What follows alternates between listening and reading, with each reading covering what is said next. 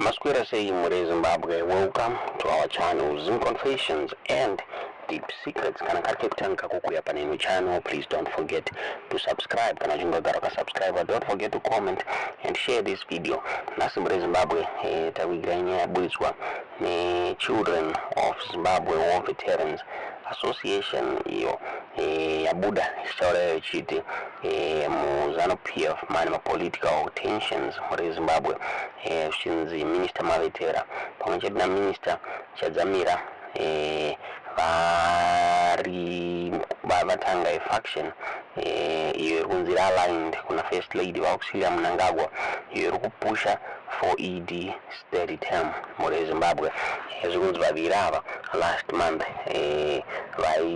vayashandisa the young women for ED vachifly maposters anganyorwa kunzi 2030 ED anenge achipo muri Zimbabwe. So zvikunzi the attentions avamo mubato reZanu-PF, the information director webato reZanu-PF vafarai marapira vakabuda vachitaura vachiti no, Zanu-PF haisi kuendorse third term for President Mnangagwa, but their ministers vari kupusha for this movement iyo yekunzi ED 2030 vanenge vachipo muri Zimbabwe. Children of Zimbabwe War Veterans Association yabuda paTwitter chitaura yachiti as political tensions rise in Zanu-PF, Minister Mavetera and Minister Chadzamira are the first to be fingered as factional elements aligned to the First Lady pushing for the ED third term. Last month, the two used the young woman for ED to fly posters written 2030 ED anenge achipo at Mashagashi, muri Zimbabwe. Ndozabuda zvichitaurwa the Twitter handle Children of Zimbabwe War Veterans Association. Tingazive kuti munoona sei nyaya iyi zviri kunzi some people Zanu-PF they are pushing for the third term ya President Mnangagwa, and some are saying Mnangagwa anofana kuseva two materm avo sematauro sezvakanyorwa muconstitution muri Zimbabwe.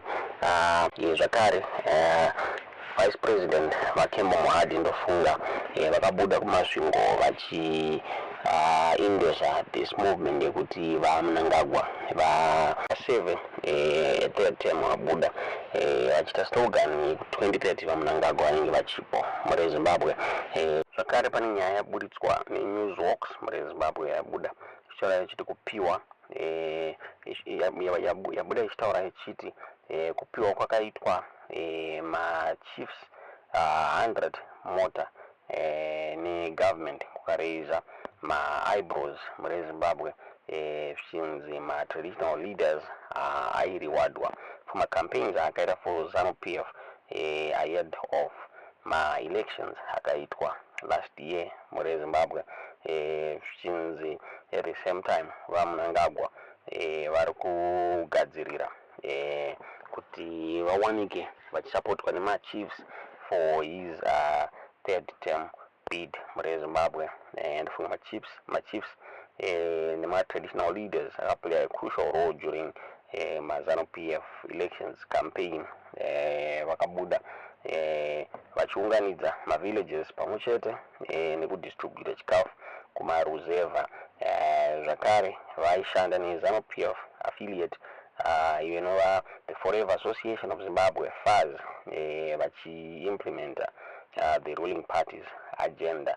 So machiefs anga akareceiva zvakare mota before elections last year. Pane mota dzavanga vakapiwa asi vaMnangagwa hazina kuamisa kuburitsa zvakare dzimwe mota dzinyowani dzinokwanira 100 musi wa29 February muri Zimbabwe chinzi dzaireplace an old fleet. So zviri kunzi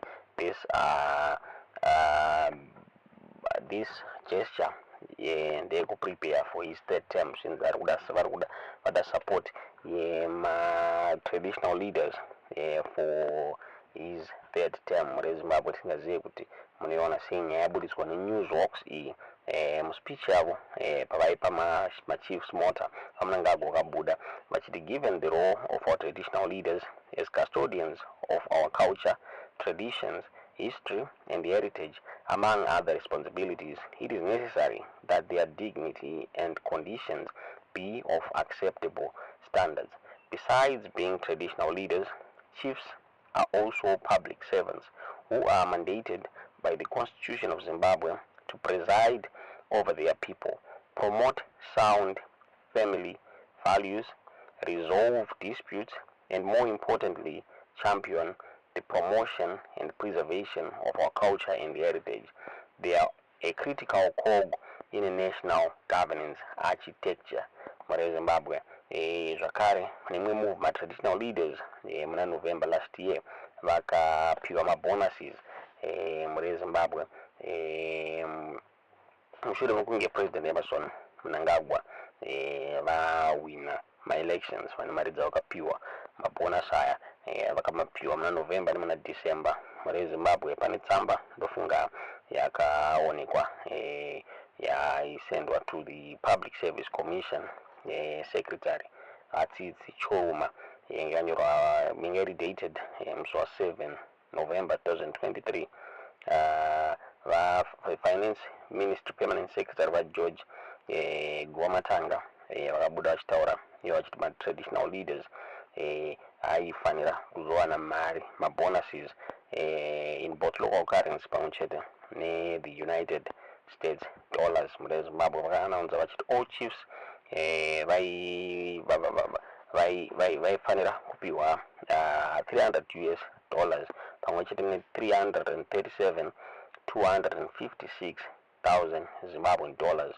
My headmen vakaonekwa vachipiwa $210 United States dollars pamwe chete $168,629 Zim dollars. Then ma village heads yakaonekwa vachipiwa $100 United States dollars pamwe chete $84,314 Zim dollars. Guamatanga vakaannounce zvakare vachiti messengers ema-chiefs nema-headmans vaiwanawo vakapiwa something zvani ma-chiefs messengers got mabonuses $100 United States dollars pamwe chete $42,157 United Zimbabwean dollars, while my headman messengers akawana the same amount, $100 United States dollars pamwe chete $31,619 Zimbabwean dollars muri Zimbabwe. So zviri kunzi ma-headman nema-chiefs nenyaya ye-vital role yavakaplaya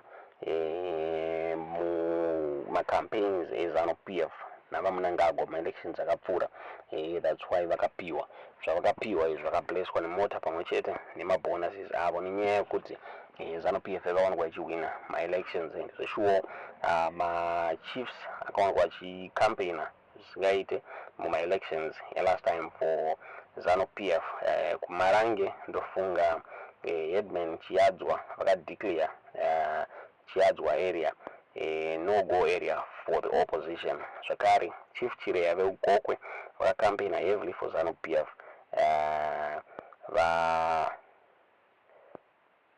Vakacampaigna heavily for Zanu-PF muri Zimbabwe. So munzvimbo dzakawanda machiefs akawanikwa achibata basa for Zanu-PF, zvinova zvakonzeresa kuti vawanikwe vachipiwa mota muri Zimbabwe pamwe chete nemabonuses. So NewsWalks yabuda ispeculator ichiti vaMnangagwa vapa machiefs nema-headmen avo zvinhu izvi kuitira kuti vapave his way for a third term bid muri Zimbabwe. Zvichinzi panoda kuamendwa constitution, they are the ones vachamanya vachimobilize ma-citizens kuti vawanikwe vachivhotera third term bid yavaMnangagwa. Tingazoti munoona sei nyaya yaburitswa neNewsWalks iyi neyaburitswa ne-the Children of Zimbabwe War Veterans Association nekuti mane ma-tensions muZanu-PF. Pane two ma-factions, imwe iri kuti iri kuda vaMnangagwa vadzoke, imwe ichiti aiwa vaMnangagwa vanofanira kuseva 2 terms. Tuzeza muri kufunga pamusoro penyaya iyi mu comment section.